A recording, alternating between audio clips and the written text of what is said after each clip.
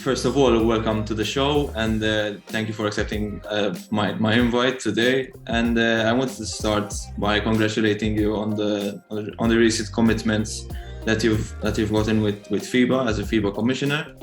How are you doing so far, and how does it work exactly? First of all, thank you for the invite. It's my pleasure to be with you and share also these few minutes with you, and also with everybody who is seeing or listening this particular meeting. Well, it's going quite okay. Of course, it's different than being on the court. I mean, I'm talking about international wise. It's far different than being on the court. I'm just in my honeymoon period of my new commitments or my new responsibilities, but the things, I mean, if you take in consideration these new responsibilities, everything is quite going fine. Learning the trade, and ultimately, speaking about learning, it's very important that it holds for everything in life and in all responsibilities. Learning never stops, let alone when you are starting off a new responsibility. Now, of course, this position you are in at the moment was influenced by the fact that you've been an international referee for many years, and people don't often talk about officials that much. And to be honest, it was one of the reasons that I wanted to have you here today. And can you tell us more about your experience as a FIBA ref? No, it's the highest commitment you can have as a referee in basketball, I guess. Well, you've put forth a number of comments which merit an explanation for each one of them. Let's start from the basic one, because you mentioned many times we don't speak about officials, or we don't take care about officials. Well, officials, first of all, are not the game. Officials are part of the game. An important part of the game, because after all, as you may know, and everybody can also be aware of, without officials, there will not be a game. However, it is bad if officials look at the game in a sense that one would think that officials are indispensable for the game. This is not the truth, definitely. Officials and referees are part of the game. They offer a very important service, and I want to highlight this last part. We offer a service. We're part of the game, but we offer a service for the game, because ultimately the game are the players themselves who offer the spectacle for the spectators and for everybody who want to watch the sport. Today, sport, especially we're talking about top level sport, it's all money. It's a business. It's a whole business. And why should I watch a particular game in a particular sport? It's probably because there's a spectacle that is better than watching something else, and therefore we have to look at sport in that aspect.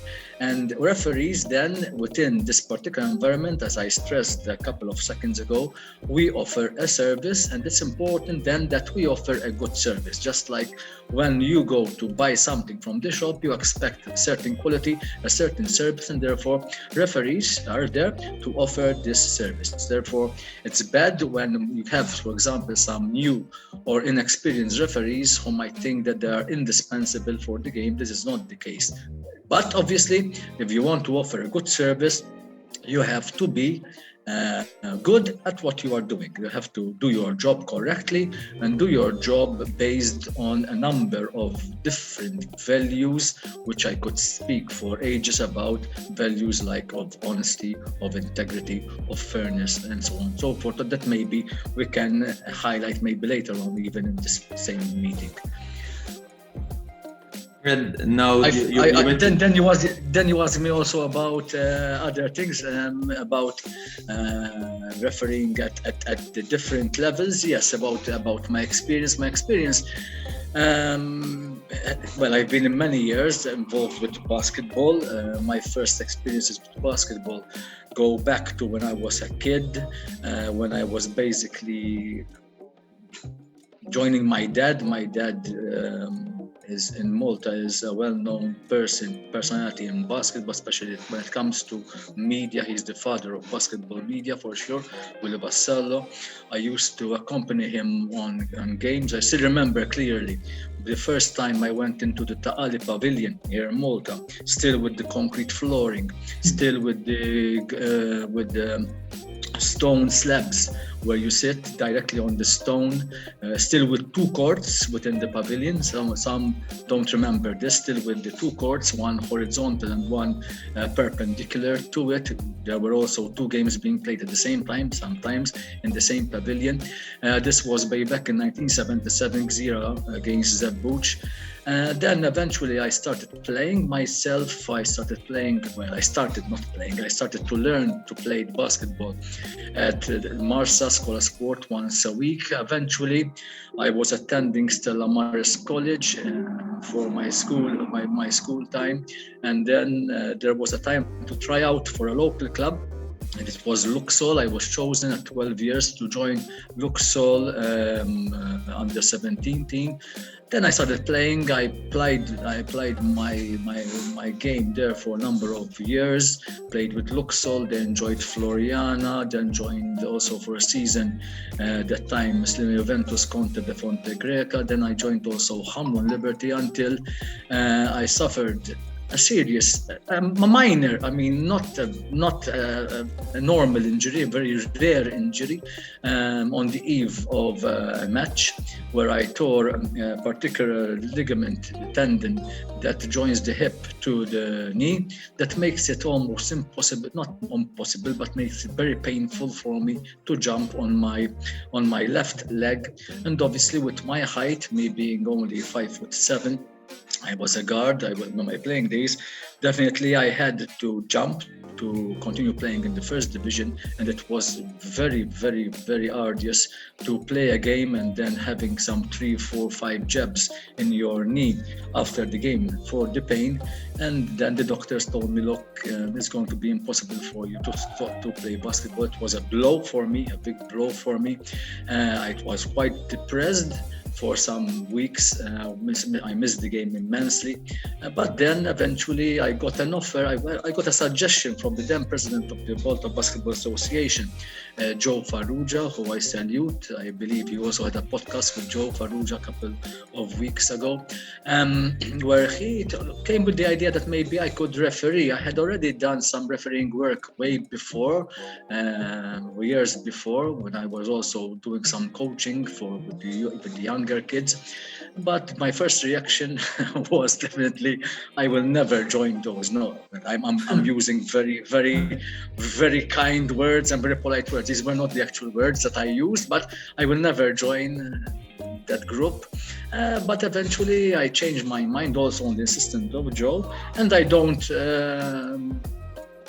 say that I made a mistake. From then on, a new door opened, and things went so fast that they took me also by surprise. Probably the fact that I used to play also in the first division, I had also some knowledge of the game, helped me a lot to understand the players and the goings on the court, because ultimately, Kurt, the referee, you can learn the rules by rote. I can get anybody in the road that is good and has got a good IQ, and this person, he or she, could learn the rules. It's easy to learn the rules, but to apply the rules on the court, there's a big gap between the two, because ultimately refereeing is not only knowing the rules, but obviously applying the same rules with common sense. Is very important. Sometimes this lacks and makes a difference between one referee and the other. Because I could go on the court and be literal to the rules and say, look, this black and white is this or this, and I start whistling, but I will ruin the game if I do so. Therefore, you must use common sense. You must take into consideration the level of players you've got in front of you, the level of the game you've got in front of you. And that's why in one game something might be called one way, and another game something might not be called. I'm not saying it will be called the other way, but not be called, because it depends also also on the application of the rules on for a particular game. But apart from that, apart from the rules and their applications, Kurt, a referee is very important for him also to have his emotions under control. It is very psychological. Refereeing is very psychological. You've got to be mentally prepared for the game. Obviously, you've got to be also physically fit for the game. And also, especially today, when I started off way back in the 90s, internet technology was in its prehistory. Okay, we didn't have. I wish I had all the opportunities that today's young referees have, especially with technology, with all these videos and games and applications that you could use to review your own games. Way back, we didn't even have that. Even games on TV. Way back in the 90s, I used to, scour the TV pages on the newspapers or anywhere to try and find a game shown on live or recorded. Today you can, on TV, on internet, you can watch a game whenever and whichever game you want, and you could also analyze all this game. Therefore, with all the material that is available today, I would say that young referees, I'm not saying that it is, but I would, compared to us, young referees are pampered with all this information. And I wish I had all this information way back then, because I'm sure that one would have done faster steps or larger steps with all this technology going on. But coming back to what is needed as the referee, as I said before, the referee has got also to understand the emotions of the players and the coaches, because that makes. I never, because sometimes in other interviews I was also asked, Kurt, are there bad referees? I never talk about bad referees. Just like I would never talk about there are bad players or bad coaches.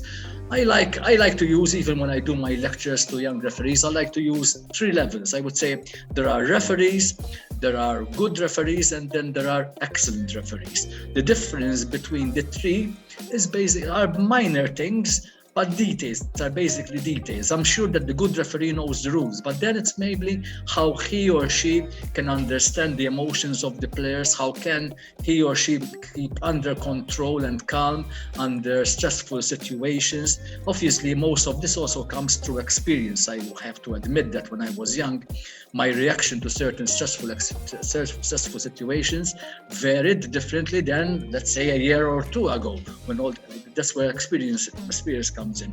But it's a big blend. It's a big blend, and that's what makes refereeing so nice. Refereeing makes it so nice because you are still in sport. You are still involved very much into sport, and if you really do refereeing in the right way, I'm not saying doing it as a hobby, just one game there and there, but if you go immerse yourself into the aspect of refereeing, it is so nice because you will see definitely the game, any game, be it football, basketball, whatever, from a different perspective, and also it can also allow you to go into environments that I never dreamt of going when I was young. For sure, if nothing, the fact that I chose to become a referee, it made it possible for me to go into certain arenas and smell and live the atmosphere of certain. It's difficult for many passers-by to understand what I'm playing there, because you have to live it to really understand.